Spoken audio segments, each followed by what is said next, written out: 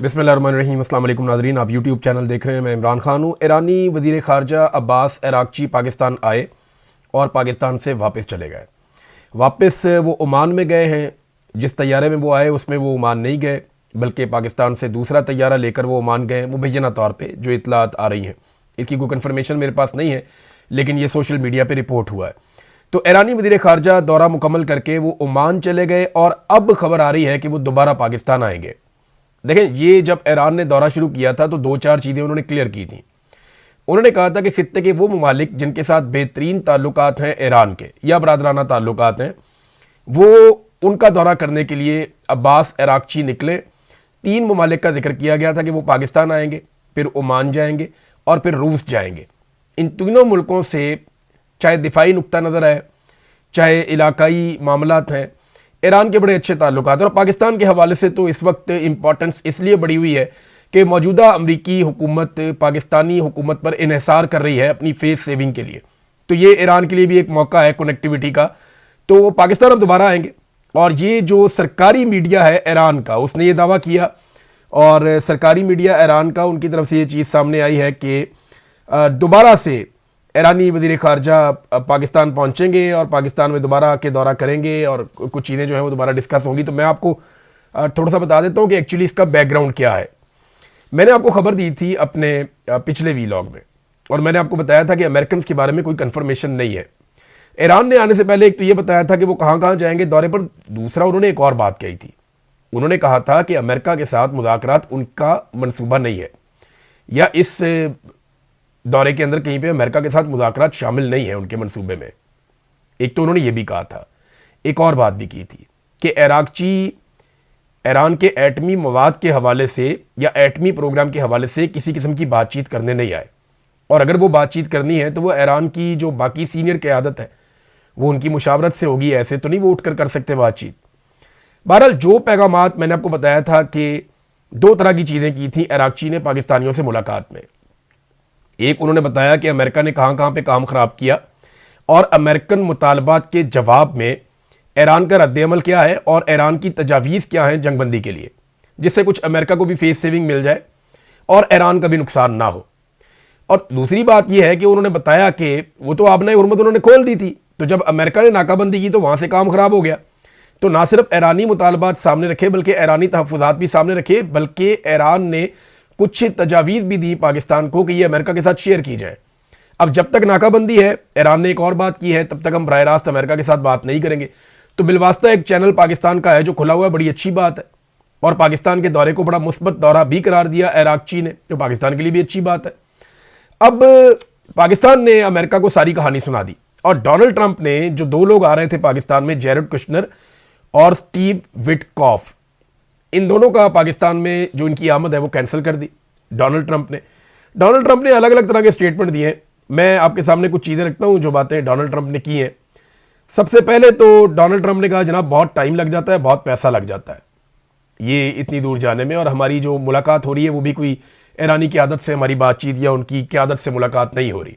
हमारी जो बातचीत हो रही है वो अराग़ची को वो समझते हैं कि ये एक ओहदेदार ज़रूर है, लेकिन ये ईरानी क़यादत नहीं है। वो ईरानी सदर को मानते हैं, या कालीबाफ आए थे, या कुछ तगड़ा वफद आए। तो एक तो डोनाल्ड ट्रंप ने ये बहाना बना दिया। देखिए, एक्चुअली अमेरिका बातचीत करना चाहता था और वो कोई रास्ता बातचीत का निकाल भी रहे थे। ईरान भी बातचीत करना चाहता है, लेकिन हालात अब ईरान के लिए ऐसे नहीं है कि वो फ्रस्ट्रेशन शो करे कि वो बातचीत करना चाहता है। पाकिस्तान ये चाहता है कि दोनों को बिठा के मामला किसी तरह रिजॉल्व करके तो इसका सहरा पाकिस्तान के सर पे बांध दिया जाए। और ये कोई भी मुल्क होगा वो यही चाहेगा, ऐसा ही चाहेगा। ख़ासतौर पर ऐसी पॉलिटिकल क़यादत जिनकी अपने मुल्क में मट्टी पलीत हुई हो, ऐसा रिजीम जो पाकिस्तान के अंदर कोई उनकी शक्ल ना देखना चाहता हो। ये लोग चाहेंगे कि चलो पाकिस्तान में तो इज्जत नहीं है, बाहर कहीं ना कहीं हमें कोई इज्जत मिल जाए। बहरहाल, डोनाल्ड ट्रंप ने कहा जी इसमें बहुत टाइम ज़ाया हो जाता है, बहुत पैसा ज़ाया हो जाता है, 15-15 घंटे आने जाने में लग जाते हैं। तो फिर कोई ऐसी दस्तावेज़ात हमें थमा दी जाए जिसके ऊपर फिर हम दोबारा गुफ्तगू करें। तो ट्रंप ने अब पाकिस्तान से सारा मुशावरत कर लिए, पाकिस्तान ने उन्हें सारा कुछ बता दिया एज इट इज़। ट्रंप जो है वो उसको अब वहाँ स्टडी करेगा और उसके बाद वो मुशावरत करेगा अपने लोगों से। वो पाकिस्तान को बताएगा, पाकिस्तान फिर ईरान को बताएगा, और ये सिलसिला ही चलेगा। इसीलिए अराग़ची अभी दोबारा पाकिस्तान आ रहे हैं। अराग़ची जो है वो आज शाम को पाकिस्तान पहुंचेंगे, और उसके बाद उनका मास्को का दौरा है जो उसके बाद करेंगे। ये दौरे बहुत इंपॉर्टेंट है, ये कोई छोटी बात नहीं है। तो डोनाल्ड ट्रंप ने कहा कि हमारे हाथ में बहुत सारे कार्ड्स हैं और हम तैयारों में इतने लंबे लंबे ट्रैवल 15-15 घंटे के नहीं करेंगे।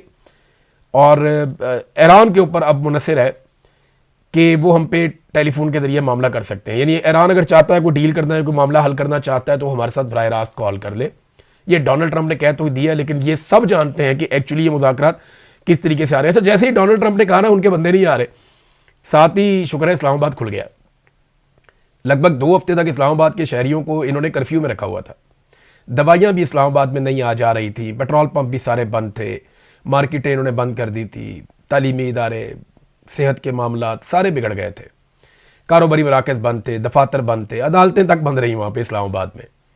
ये सारा कुछ किया गया सिर्फ और सिर्फ के अमरीकी नुमाइंदगान आ रहे हैं। देखिए ना, इराकची तो भी वापस आ रहे हैं, इराकची तो आज वापस पहुँच जाएंगे, लेकिन बंदिश तो नहीं है इस्लामाबाद में। इसका मतलब ये है कि इराकची के मामले में सिक्योरिटी के वो कंसर्न्स नहीं है पाकिस्तान के जो अमरीकी स्टीव विटकॉफ या जेरेड कुशनर या जेडी वेंस, या अगर बहुत कम चांसेस थे कि ट्रंप आ जाता, तो उनको पाकिस्तानी मिलिट्री एस्टेब्लिशमेंट कुछ और समझती है और उनके लिए पूरा मुल्क बंद कर सकती है।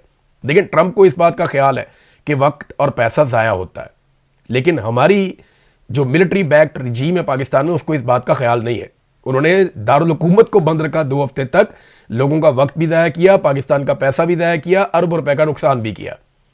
देखिए, वो अपने मुल्क के बारे में कैसे सोचता है कि वक्त भी ज़ाया नहीं करना, पैसा भी ज़ाया नहीं करना, और हम कैसे सोचते हैं कि उनके सिर्फ आने की उम्मीद है और हमने 2 हफ्ते तक पाकिस्तान को बंद रखा। बड़ी अफसोसनाक बात है, ये हमने किया। फिर आपको याद होगा पाकिस्तान की ISPR ने, फील्ड मार्शल ने ये स्टेटमेंट दिए हुए हैं कि एक पाकिस्तानी की जान 1000 अफगानियों से कीमती है। क्या अमेरिकन से कीमती नहीं है? यानी एक अमेरिकन की जान बचाने के लिए, और कोई इतना बड़ा खतरा इस्लामाबाद है, दारुल हुकूमत है, आप सिक्योरिटी बढ़ा सकते हैं, लेकिन जिस तरह के इकदाम किए गए, क्या किसी और के लिए ऐसे इकदाम किए जाते हैं? इराकची के लिए तो नहीं किए जा रहे जो इकदाम डोनाल्ड ट्रंप के दामाद के लिए किए जा रहे। तो ये पाकिस्तानियों को ना ये मोहब्बत का चूरन बेचा जाता है कि जनाब आप बड़े कीमती हैं, आप बड़े शानदार हैं, अच्छे कीमती हैं, उनका मैंडेट ही चोरी कर लिया आपने। पाकिस्तानियों ने वोट किसी और को डाला, आपने डब्बे में से कुछ और निकाल के हाथ में पकड़ा दिया। तो पाकिस्तानियों की सबसे बड़ी तौहीन तो आपने की है। आपके लिए पाकिस्तानी कहाँ पे मोतबर और मोहतरम हुए? पाकिस्तानियों से तो शदीद नफरत की गई है और हमें दिखाई भी दे रही है। बहरहाल चले, अच्छा ये हुआ कि इस्लामाबाद खुल गया है। शहबाज शरीफ ने ईरानी सदर से रब्ता किया और उसके बाद ये खबर आई है कि जो इराकची हैं वो वापस पाकिस्तान फौरी तौर पे आएंगे। ईरानी सदर के साथ शहबाज शरीफ की बातचीत क्या हुई, ये ना पाकिस्तानी कोई सोर्स अभी तक खबर बाहर निकाल सका, ना ये ईरान में से बाहर आई है। ज़्यादा उम्मीद यह है कि ईरानी मीडिया कुछ ना कुछ इसके बारे में बताएगा, क्योंकि पाकिस्तान में चीज़ों को छुपाने का रुझान ज़्यादा है, मीडिया से थोड़ा सा ये अवॉइड ही करते हैं। और जो खबर पाकिस्तान में मीडिया को फीड की जाती है वो ISPR के जरिए से की जाती है, या पाकिस्तान के मिलिट्री सोर्सेज हैं, इंटेलिजेंस एजेंसियों के, वो वहाँ से कोई ना कोई खबर वो लीक करते हैं, लेकिन उसमें एजेंडा शामिल होता है, जिसकी वजह से सहाफ़ियों को भी बाद औक़ात शर्मिंदगी का सामना करना पड़ता है। पहले तो फिर भी कोई क्राइटेरिया था, कोई तरीकाकार था, आगे से सवाल जवाब हो जाते थे। अब तो एक मैसेज भेज दिया जाता है, वो मैसेज एज इट इज़ जो है वो पाकिस्तानी छाप देते हैं, और ये पाकिस्तानी सहाफ़त की एक बदकिस्मती भी है। डोनाल्ड ट्रंप ने चंद दिन पहले एक सहाफ़ी को मशवरा दिया था कि तुम अभी रुको वहाँ पे पाकिस्तान में, मैं अगर तुम्हारी जगह होता तो मैं रुक जाता। 2 दिन का उन्होंने कहा था कि रुको, वहाँ पे कोई डेवलपमेंट होने वाली है तो मैं ज़रूर वहाँ पे रुकता। तो वो सहाफ़ी पाकिस्तान में रुक गए। अमेरिकन सहाफ़ी वापस नहीं जा रहे थे, उन्हें लगता था कोई बहुत बड़ी डेवलपमेंट होने वाली है पाकिस्तान में।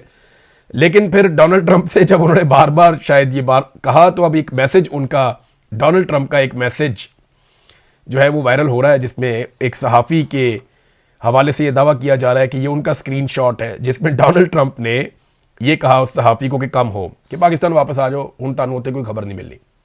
मेरे ख्याल में अब ये सारा मामला ऑनलाइन चलेगा। अमेरिका अपनी बहुत ताकत बढ़ा चुका है। मैं आपको एक खबर पढ़ के सुनाता हूँ, और ये एक एजेंसी है जिसका नाम है स्प्रिंटर प्रेस एजेंसी। इन्होंने एक वीडियो जारी की है, और ये वीडियो बिन गोरियान एयरपोर्ट की है, एयरबेस है वहाँ पे इसराइल के अंदर, और उसकी वीडियो है। उसमें वो ये कह रहे हैं कि अनप्रेसिडेंटेड है जिस तरीके से फ़िज़ाई क़ुव्वत को यहाँ पे जमा किया गया। वीडियो में अगर आप देखें तो हर तरफ तैयारे ही तैयारे खड़े, जंगी तैयारों की भरमार हो गई है, ना सिर्फ इसराइल में बल्कि खलीजी ममालिक में भी। और खलीजी ममालिक के अलावा जो अमेरिकन बहरी बेड़े खड़े हैं ना समुंदर के अंदर, उन पे भी एक एक बेड़े के ऊपर 70-70 जंगी तैयारे होते हैं। तो ये कितनी बड़ी ताकत अमेरिका ने इस रीजन में इकट्ठी कर ली है। सैकड़ों की तादाद में सिर्फ जंगी लड़ाका तैयारे हैं।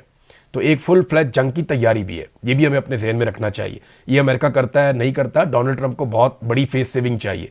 या तो फेस सेविंग पाकिस्तान लेकर दे, ईरान हार तस्लीम करे, अदरवाइज डोनाल्ड ट्रंप को बहुत बड़ी लड़ाई में कूदने का खतरा लेना पड़ेगा। क्योंकि देखें, अगर वो नहीं लड़ता तो उसके पास और क्या है, वहां पे एप्स्टीन फाइल उसके गले पड़ी हुई है। अमेरिकन की अक्सरियत कह रही है कि डोनाल्ड ट्रंप का मुवाखजा किया जाए, यूरोप उसके खिलाफ हो गया है। तो अब ट्रंप को कुछ ना कुछ बड़ा करके दिखाना पड़ेगा।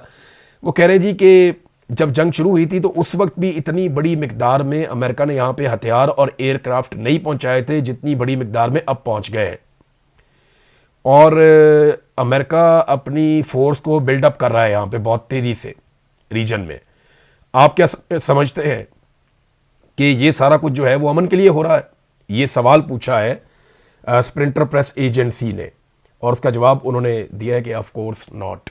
यानी उन्हें ऐसा नहीं लगता कि ये सब कुछ अमन के लिए हो रहा है, ये सारे हथियार लड़ाई के लिए जमा किए जा रहे हैं। नाज़रीन देखें, ट्रंप का एक ट्वीट आया और पाकिस्तानी गवर्नमेंट ने जो है वो इस्लामाबाद खोल दिया। अंदाज़ा करें आप। और ये लोग आज तक डिनाई करते रहे हैं कि अमेरिकन साइफर के ऊपर इन्होंने किसी किस्म की कोई एक्टिविटी नहीं की या मिलिट्री एस्टेब्लिशमेंट को कोई भार नहीं था। हम सारे जानते हैं कि जो साइफर की ज़बान थी वो बहुत ही डिप्लोमेटिक नहीं थी, बड़ी बदतमीज़ी वाली ज़बान थी। और वो एक हुक्म था कि इमरान खान का रिजीम तब्दील कर दिया जाए पाकिस्तान में। और वो जनरल बाजवा की ईमा के ऊपर या उनके प्रोपेगेंडे के साथ था। उन्होंने बहुत लॉबिंग की थी इस बारे में, क्योंकि उन्हें एक्सटेंशन चाहिए थी जनरल बाजवा को। बहरहाल जनरल बाजवा को एक्सटेंशन तो नहीं मिली, लेकिन आसिम मुनीर को हालात ऐसे बदले कि आसिम मुनीर को ना सिर्फ एक्सटेंशन मिल गई बल्कि 5 साल की मुद्दत मुलाजमत भी मिल गई और ताहयात इस्तिस्ना भी आसिम मुनीर साहब ने ले ली। अब नाज़रीन, कई लोगों ने यह दावा किया है, बल्कि चाइना ने और रशिया ने बाकायदा जंग के आगाज़ में ये बात की भी थी और अमेरिकन लिखारी भी इसको लिख रहे हैं। एक अमेरिकी राइटर, मैं उनको भी पढ़ रहा था, बेन रॉड्स, उन्होंने भी ये स्टेटमेंट दिया है। मैं उनकी तहरीर देख रहा था कि ईरान ने खुद से ही अपने ऊपर जौहरी हथियार बनाने पर पाबंदी लगा रखी थी। आयतुल्लाह अली खामनाई का एक फतवा भी मौजूद था कि ईरान एटमी हथियार नहीं बनाएगा। तो ट्रंप ने पिछले दौरे हुकूमत में ओबामा वाली डील ख़त्म कर दी थी, जो एटमी डील ईरान के साथ हुई थी। और ऐसा लगता है कि ईरान पर हमले के जवाब के लिए ट्रंप को और इसराइल को एक फ़ाल किस्म का जौहरी प्रोग्राम ईरान में चाहिए था, ताकि एक वजह बने कि हमने ईरान के ऊपर अटैक करना है। ये हमला कभी भी जौहरी प्रोग्राम के बारे में था ही नहीं, ये दावा किया गया इस सहाफ़ी की जानिब से भी, और बहुत सारे लोग ये कहते हैं। एक्चुअली वो ईरान में रजीम तब्दील करना चाहते थे। इसके लिए रज़ा पहलवी को भी तैयार किया गया था। वो आजकल टमाटर और केचप से उनकी तवाज़ो हो रही थी, वो जर्मनी में थे शायद। तो मामला ये है कि रजीम तो तब्दील नहीं हो सका ईरान में। अब उसके लिए अब आप मुज़ाकरात के ज़रिए से तो कभी ये अचीव कर नहीं पाएंगे, बल्कि जो ईरान के अंदर रजीम है वो पहले से बहुत ज़्यादा मजबूत हो गया। इसराइल ने दावा किया कि वो खामनेई के पूरे ख़ानदान को ख़त्म कर देंगे। अमेरिका के इशारे का उनको इंतज़ार है कि ट्रंप वो कहे, और इसराइली वज़ीर दिफा ने कहा जी हम तबाही फेर देंगे। शायद उनके पास कोई इंटेलिजेंस है, लेकिन एक खबर जो बड़ी खौफनाक है, और ये बड़ी खबर है, मुझे लगता है कि आज की अगर कोई बड़ी ब्रेकिंग हो सकती थी तो वो ये होनी चाहिए थी। ये खबर जो है, ये न्यूयॉर्क टाइम ने एक दावा किया है। ये दावा ये कहता है कि ईरान के पास इस्फहान के पहाड़ों की गहराई में एक नई एटमी साइट हो सकती है, जहां वो अपने पास पहले से मौजूद 11 टन यानी 11,000 kg यूरेनियम के ज़खायर से अफसूदगी का काम कर सकते हैं। ईरान के लिए 11 टन ज़ख़ीरे की जगह का इल्म ना होना एक गैर यकीनी सूरत हाल है, और ये एक सियासी बर्तरी भी है। वाइट हाउस को ईरान के जौहरी प्रोग्राम पर मशवरा देने वाली एक टीम ने कहा कि ईरान के बहुत से चोटी के साइंसदान मारे जा चुके हैं, लेकिन अगर वो फैसला कर लें तो उनके पास अब भी जौहरी हथियार बनाने की बुनियादी सनती सलाहियत मौजूद है। अब ये बात इस वक्त की जा रही है, मैं इसको यानी इस तरह देख रहा हूँ कि ईरान के ऊपर हमले का एक जवाब भी हो सकती है ये बात, कि इस्फहान की पहाड़ियों की गहराई में ईरान ने कोई एक ऐसी एटमी साइट बनाई हुई है जिसके बारे में अमेरिका को या दुनिया को इल्म नहीं है, और ईरान वहाँ बहुत बड़े पैमाने पर यूरेनियम की अफसूदगी कर रहा है या कर सकता है। ये बड़ी डेंजरस बात है। ईरान की जानिब से इसकी तरदीद सामने आएगी, क्योंकि खबर ये अभी थोड़ी देर पहले आई है और मैंने फौरी तौर पे इस खबर को पढ़ा, मुझे हैरत हुई कि ये क्या किया है इन्होंने। लेकिन मेरा अंदाज़ा ये है कि जैसे इराक के ऊपर जब अटैक किया गया तो ये कहा गया कि यहाँ पे ख़तरनाक कीमियाई हथियार है, लेकिन वो हथियार आज तक दुनिया को नहीं मिले। पूरा इराक इन्होंने तबाह कर दिया। लगभग 2 मिलियन के करीब लोग वहाँ पे, कुछ इतलात के मुताबिक, कुछ के मुताबिक 1 मिलियन से ज़ायद, कुछ के मुताबिक 2 मिलियन से ज़ायद लोग वहाँ पे जाँ बहक हो गए इराक में। लेकिन आज तक वो हथियार नहीं मिले जिनके जवाब पर वो हमला किया गया था। तो अब ईरान के ऊपर हमले का अगर जवाब बनाया जा रहा है तो ये एक चीज़ हो सकती है। लेकिन ईरान की जानिब से पता चलेगा। अभी ईरान के अंदर से ये भी एक दावा सामने आया, उनके डिप्टी स्पीकर जो है वो ये कह रहे थे कि हमारे पास तो 400 केजी यूरेनियम थी, अमेरिका 450 केजी यूरेनियम का मुतालबा कर रहा है, ये बाकी की 50 केजी हमने कहाँ से लेकर आनी है? जो रिकॉर्ड के मुताबिक हमारे पास थी वो तो सिर्फ 400 केजी थी। अब लेकिन अमेरिका का मुतालबा है, जब ये बैठेंगे तो कोई ना कोई हल तो निकलेगा मामले का। नाज़रीन, अमेरिका में एक बहुत इंपॉर्टेंट वाकया पेश आया। ये व्हाइट हाउस में प्रोग्राम नहीं हो रहा था, ये प्रोग्राम हो रहा था वॉशिंगटन में हिल्टन होटल में, और ये व्हाइट हाउस कॉरेस्पॉन्डेंट्स का एक डिनर था जो हुआ करता है। और ये सालाना डिनर के अंदर डोनाल्ड ट्रंप मौजूद थे और वो तमाम सहाफ़ी या इदारे सहाफ़ती वो सारे वहां पे मौजूद थे। बहुत बड़ी तादाद में लोग, लगभग हजारों की तादाद में लोग वहां पे हिल्टन होटल में बंदोबस्त किया गया था। इस तकरीब में गोली चल गई। वाकया जिस तरीके से हुआ मैं उसी तरीके से आपको रिपोर्ट कर देता हूं, क्योंकि अभी थोड़ी देर पहले ये वाकया हुआ। तो इसमें सबसे पहले डोनाल्ड ट्रंप स्टेज पे बैठे हुए दिखाई दे रहे हैं, और डोनाल्ड ट्रंप ने मीडिया से बाद में व्हाइट हाउस में आने के बाद बात भी की है। और इसके अलावा डोनाल्ड ट्रंप ने अपने ट्रुथ सोशल के ऊपर इसके बारे में कुछ पोस्ट भी की हैं। तो एक्चुअली डोनाल्ड ट्रंप बैठे हैं, एक शख्स आता है, वो आकर उनसे बात करता है, उनको एक पर्ची दिखाता है, और वो रूटीन की बातें कर रहे हैं कि अचानक से 6 गोलियां चलती हैं। जो वीडियो में नजर आ रहा है ऐसा लगता है गोली काफी दूर से चली है, क्योंकि कैमरामैन डोनाल्ड ट्रंप से ज्यादा दूर नहीं था जो अपने मोबाइल से फिल्म बना रहा था, जबकि गोली की आवाज काफी दूर से आई थी। 6 गोलियां चलती हैं, और डोनाल्ड ट्रंप ने बाद में बताया कि उसको ऐसा लगा जैसे कोई ट्रे गिरी है, बहुत जोरदार तरीके से। तकरीबात में बाद कोई ट्रे गिर जाती है, बर्तन गिर जाते हैं तो बड़ी गंदी आवाज आती है। तो उसको लगा कि शायद ये हुआ, लेकिन थोड़ी देर में डोनाल्ड ट्रंप की सिक्योरिटी पहुंच जाती है। अब एक आदमी गिरफ्तार हुआ है वॉशिंगटन हिल्टन होटल से। पहले इतला मिली कि एक आदमी मारा गया है, लेकिन बाद में पता चला कि एक बंदा गिरफ्तार हो गया है। उसके बारे में कुछ ज्यादा इतलात नहीं दी गई, अभी इन्वेस्टिगेट किया जाएगा। हो सकता है नेक्स्ट वीलॉग में या उसके बाद में आपको बताने के काबिल हो जाऊं कि एक्चुअली ये कौन आदमी था, इसके बारे में क्या इतलात आई हैं। लेकिन अब तक की जो इन्फॉर्मेशन है, एक बंदा गिरफ्तार हो गया, और इस बंदे ने गिरफ्तार होने से पहले एक पुलिस वाले पे गोली चलाई, बहुत क्लोज रेंज से। सीक्रेट सर्विस का एक आदमी था, और बुलेट प्रूफ जैकेट होने की वजह से वो बच गया, लेकिन जख्मी हुआ है। और एक बंदा गिरफ्तार हो गया है, बाकी तहकीकात इसकी जारी है। इस आदमी का बैकग्राउंड चेक किया जा रहा है। काश पटेल जो है उन्होंने भी बात की है, जो लॉ इन्फोर्समेंट है उन्होंने भी बात की डोनाल्ड ट्रंप के साथ खड़े होकर। व्हाइट हाउस में आने के बाद डोनाल्ड ट्रंप ने मीडिया से बातचीत की।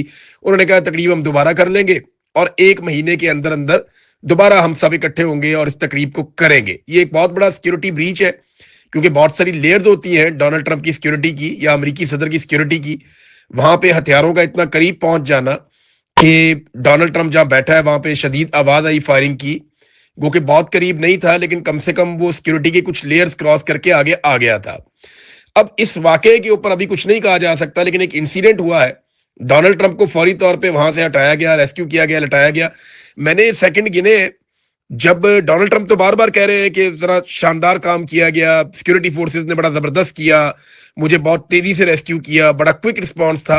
लेकिन ये क्विक रिस्पॉन्स मेरी नजर में नहीं था, क्योंकि इससे पहले हमने बहुत सारे ऐसे मनाजिर देखे हैं।